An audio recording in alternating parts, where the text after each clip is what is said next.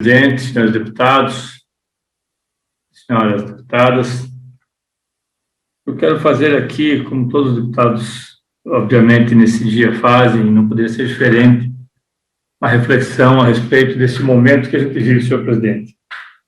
Primeiro, mais uma vez, fazendo uma solicitação ao deputado Francisquini para que coloque em votação nós temos três, mas dois projetos que diz respeito à pandemia. Um que limita a 50% o número de assentos possíveis de serem utilizados nos ônibus de Curitiba e região metropolitana, e outro que fala que a educação só poderá ser presencial quando pudermos vacinar todos aqueles que fazem parte do segmento da educação. Feito esse apelo, eu falo que os ônibus, senhor presidente, eu falei, inclusive, ouvi o próprio presidente da Associação Comercial, conversei com o deputado Requião, que tem um projeto semelhante a esse, que nós entendemos que há sim uma crise, mas é inacreditável. Os proprietários das empresas de ônibus de Curitiba e região metropolitana, que na sua maioria são monopolistas, já receberam auxílio do governo estadual, já receberam auxílio do governo federal, continuam colocando ônibus onde as pessoas se empilham na região metropolitana para vir para Curitiba, não aceitam que nós possamos usar uma frota imensa que temos hoje de ônibus que há um ano estão parados, que são os ônibus escolares, não aceitam a sugestão dada, inclusive, pela Associação Comercial, em determinado momento, que nós pudéssemos usar transportes, não transporte alternativo de forma aleatória, mas aqueles que são registrados, como as vans para fazerem diretamente o transporte dos trabalhadores para os seus locais, não aceitam nada disso. E o governo parece que continua olhando para a parede como se nada estivesse acontecendo. Parece que o governador ignora que nós caminhamos para termos aqui no estado do Paraná uma situação, e no Brasil, obviamente, uma situação quase semelhante a uma câmara de gás. Porque além do problema do ônibus, da contaminação, de cada vez mais pessoas muito próximas a nós estarem sendo internadas, entubadas e muitas delas indo a óbito, nós temos uma crise agora que nós achávamos que não iria acontecer. Como achávamos que não iria acontecer o vírus no início, como dizia Jair Bolsonaro, era uma gripezinha, apenas uma gripezinha, até chegar ao ponto de chamar de maricas ou dizer vamos parar de mimimi, de chororô. Mas esse é um outro problema, isso aí não dá para dar mais atenção, porque um homem que pretende colocar no Ministério da Saúde uma pessoa que se alinhe com o seu pensamento, e tirar um general que não sabia sequer o que era o SUS, que aliás diz que vai tirar hoje, não sei se vai, não faz a menor diferença nessa altura do campeonato. O que me chama a atenção é que o governador pode e deve alterar a situação. E pode, inclusive, com a relação próxima que tem, deputado Russenbach, nós temos uma relação com Vossa Excelência de respeito, a relação que tem o governador Ratinho, e principalmente o seu pai, o Carlos Massa, com o presidente, é uma relação privilegiada.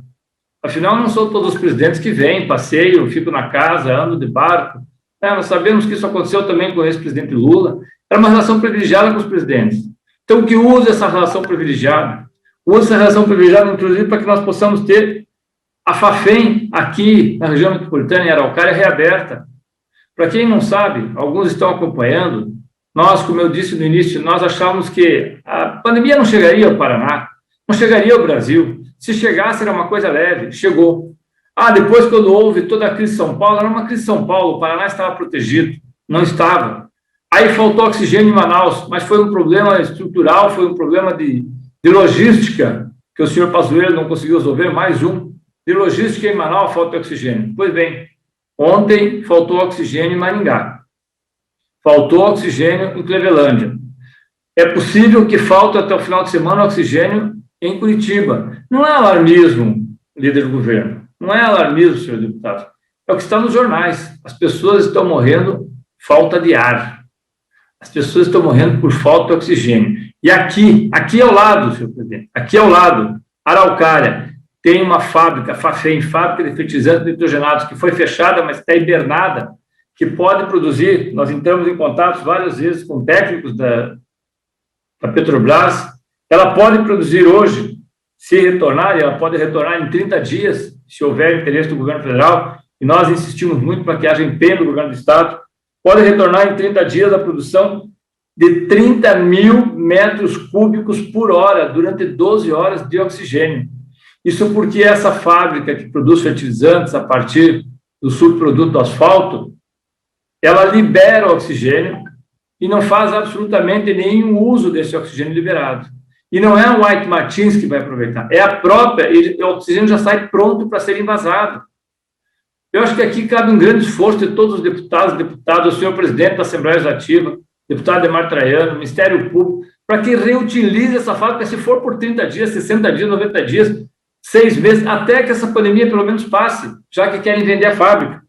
Eu acho que é necessário que nós façamos isso. A Pafem estará em condições de produzir, falei hoje, inclusive, com técnicos da Pafem, em 30 a 60 dias, esses técnicos têm o corpo técnico, os engenheiros da Petrobras, precisaria recontratar algumas pessoas ou contratar novas pessoas. O Brasil inteiro tem pessoas que poderiam vir e nós não vamos passar a tragédia que eu não imagino como será, senhor presidente. Uma cidade como Curitiba, região metropolitana, de 4 milhões de pessoas não tendo oxigênio nos hospitais. Nós já temos filas, para quem achava que não ia acontecer, filas de carros funerários, como aconteceu em Foz do Iguaçu.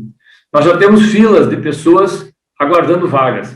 Entretanto, não temos vacina. E o que me chama mais a atenção, quando não temos vacina, é o que foi dito pelo deputado Requião, um relatório publicado dia 17 de março, Departamento de Saúde do Estado, Serviços Humanos dos Estados Unidos, está na página 48 do balanço anual. Há um trecho que diz que os Estados Unidos usaram suas relações, e é oficial, suas relações diplomáticas para dificultar negociações com a Rússia, para não comprar o Covid-19. Isso, aliás, não comprar a vacina para o Covid-19. Perdão. Isso em 17 de março. O governador do Nordeste assinaram um contrato com o fundo russo para a compra de 37 milhões de doses agora. A vacina foi aprovada em agosto de 2020 e cerca de 50 países já autorizaram o imunizante. E aí vem aquilo que o deputado Maurício aqui citou. Nós ficamos chocados com a declaração do Dr. Eugênio Aragão hoje, quando disse que a informação que estiveram do fundo russo é que houve um pedido de compra de 200 milhões de doses de vacina, mas todos deveriam ser através do laboratório ligado ao deputado Ricardo Barros. Eu acho que ele quis dizer Ricardo Barros do Paraná, não que o laboratório seja no Paraná, que é um laboratório que tem dito reiteradas vezes, não sei se é ligado ou não ao deputado Ricardo Barros, mas reiteradas vezes que pretende produzir a vacina, que é justamente a União Química, Laboratório União Química.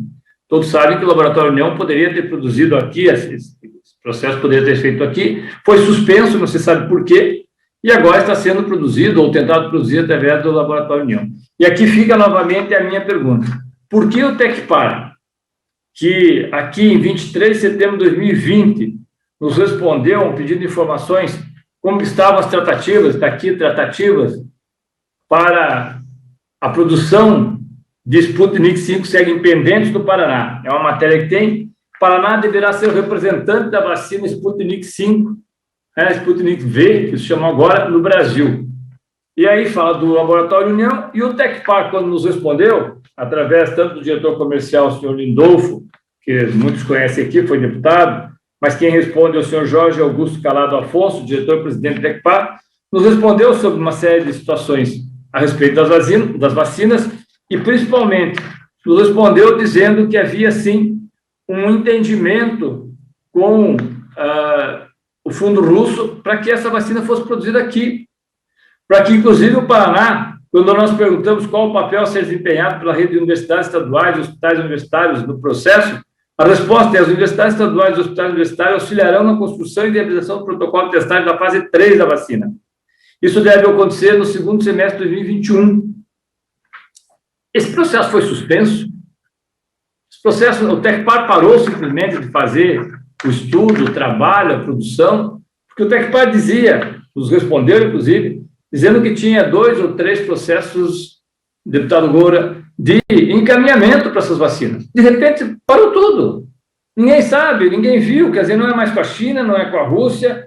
Coincidentemente, logo após o Paraná suspender, não sei se está suspensa definitivamente ou se ela foi suspensa temporariamente, a continuidade desse entendimento, o Grupo União passou a divulgar que seriam eles os representantes da vacina russa no Brasil. E o que nos chama mais atenção, o Estado diz que tem 100 milhões de reais, que são justamente os 100 milhões de reais, mais aqueles 100 milhões da Assembleia Legislativa, que são 200 milhões de reais, mas o Estado tem esse recurso tem como comprar, mas até agora não disse uma palavra sobre se irá ou não participar dos consórcios que estão sendo feitos. Mais grave ainda. Deputado Tadeu, por favor, para concluir. Pois não, senhor presidente, obrigado. Mais grave ainda, quando nós pegamos este acordo de cooperação, que nós perguntamos ao governo do Estado com a Rússia, e diz que a resposta é o memorando com a Rússia prevê que as partes envolverão atividades conjuntas e organizarão negociações em prol do desenvolvimento da vacina no Estado. O que o Ratinho fez com a vacina da União Química no Paraná? O que isso tem a ver com essa declaração, a meu ver, muito grave, do ex-ministro Aragão, que o ministro, ex-ministro também, agora deputado, Ricardo Barros, tem interferência nesse processo? Nós vamos acionar o Ministério Público Federal e Estadual para que investiguem. Nós não podemos esperar que milhares de pessoas morram por conta de alguns ganharem muito dinheiro. Obrigado, senhor presidente e senhores deputados.